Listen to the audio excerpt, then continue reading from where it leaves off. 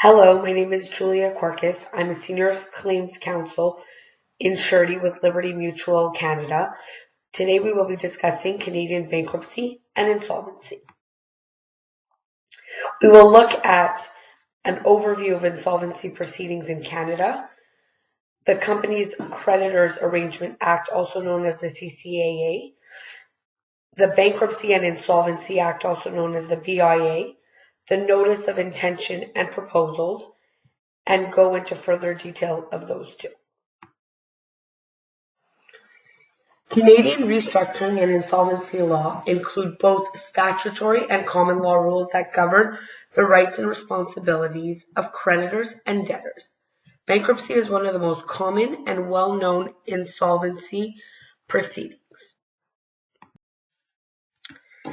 The Companies Creditor Arrangement Act, also known as the CCAA, applies to large debtor companies with debts of $5 million and more. The CCAA is a Canadian federal statute, similar to Chapter 11 of the U.S. Bankruptcy Code. It allows debtor companies to restructure their business under court supervision. The court-appointed monitor regulations are set out in the CCAA but can be expanded by court order. They have a supervisory and advisory role in the proceedings. They oversee the steps taken by the company on behalf of all creditors as an officer of the court. They file periodic reports with the courts and the creditors. The CCAA allows an insolvent corporation or group of corporations to seek court order protection from some or all of its creditors and attempt to restructure its business and affairs under a restructuring plan, called a plan of arrangement. The CCAA underlying policy objective is to allow debtor companies to devise and present to its creditors a plan of arrangement which maximizes values for all stakeholders. In recent years, the CCAA has become more and more prevalent. The basic elements of a restructuring process under the CCAA are the following: a stay of proceedings, stability, monitor supervision, DIP, loan subrogation of secured creditor rights, other priority charges, restructuring plan, distribution of proceeds, termination of contracts, asset sales, assignment of contracts, claims process, and a court approval of a plan.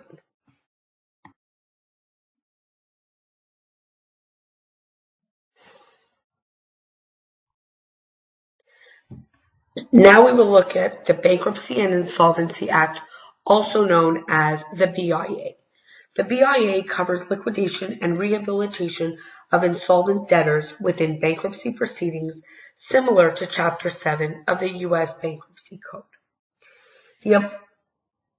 The BIA applies to companies or individuals which have claims against them in excess of 1,000 Canadian dollars.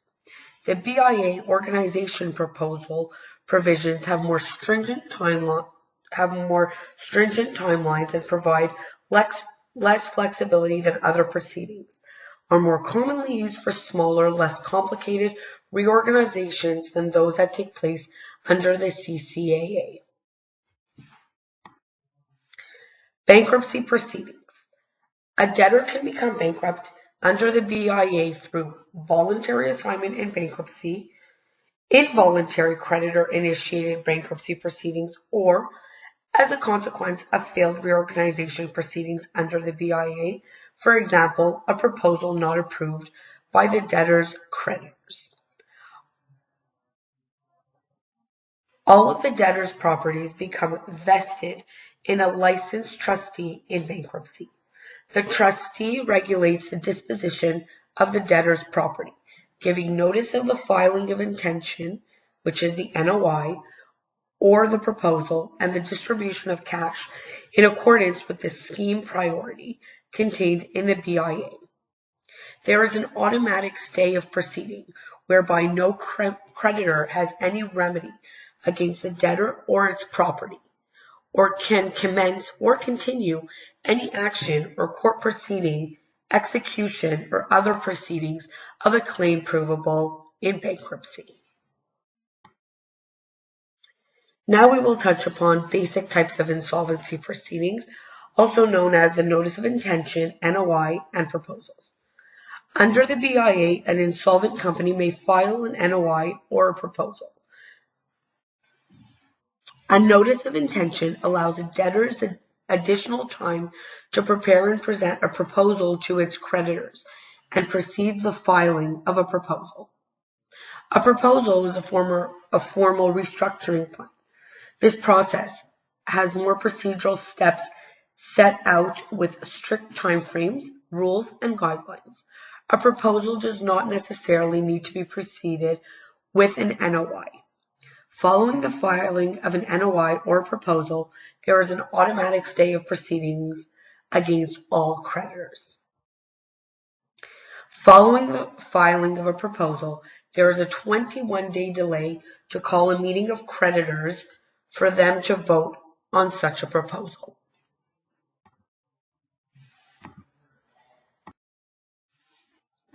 Proposals. In order for a proposal to succeed, the proposal must be approved by a double statutory majority of creditors. For example, a bare majority of 50 plus 1% and representing 66.66% of the values of the claims of creditors voting.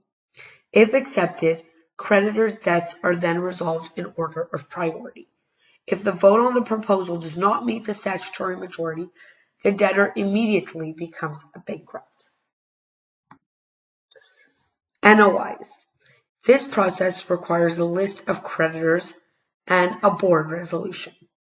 A proposal must be filed within 30 days of following the NOI, but the delay may be extended by court order for a period of up to 6 months by way of 45-day increments. If the debtor fails to file a proposal within the prescribed delay, the debtor immediately becomes bankrupt. Thank you very much for your participation.